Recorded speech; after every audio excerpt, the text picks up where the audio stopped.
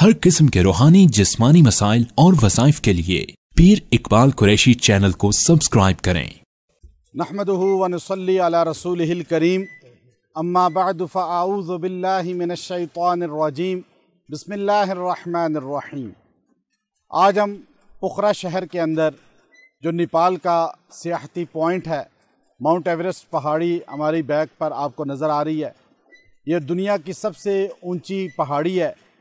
यहाँ पर कश्ती के अंदर मौजूद हैं और ये झील है जो यहाँ की बहुत कदीम और बड़ी झील है। पानी के माहौल के अंदर जब इंसान नदी हो, झील हो, दरिया हो, समंदर हो, वहाँ पर जो दुआ करे अल्लाह रब्बुल इज़्ज़त कबूल फरमाते हैं।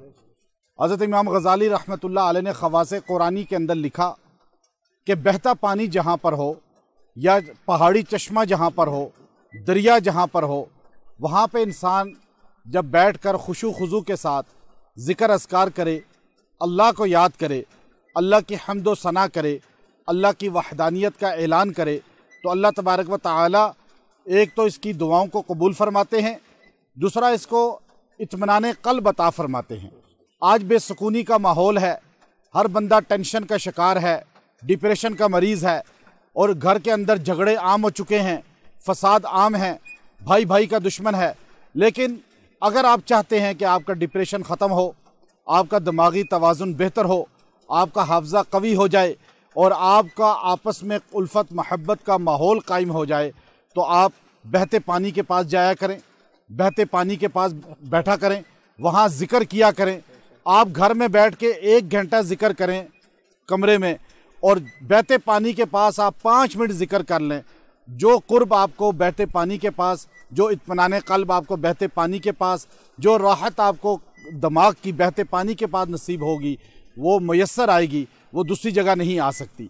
हमारे अकाबिर का तरीका शुरू से रहा कि वो बहते पानी के पास ज़िक्र मुराक़बा किया करते थे।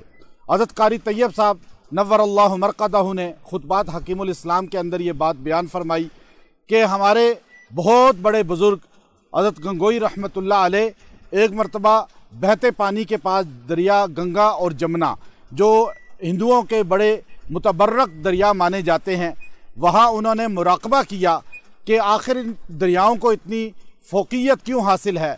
तो फरमाने लगे कि अब्दुल क़ुद्दूस गंगोई रहमतुल्लाह अलैह को ख्वाब में ये चीज़ मुनकशिफ हुई मुराक़बा के अंदर कि ये दरिया गंगा और जमुना जहाँ से निकलते हैं वो छोटी सी जगह है और वहाँ किसी अल्लाह के नबी की कब्र है, और उस कब्र की बरकत से इस दरिया को अल्लाह रब्बुल इज़्ज़त ने मकबूलियत महबूबियत दे दी।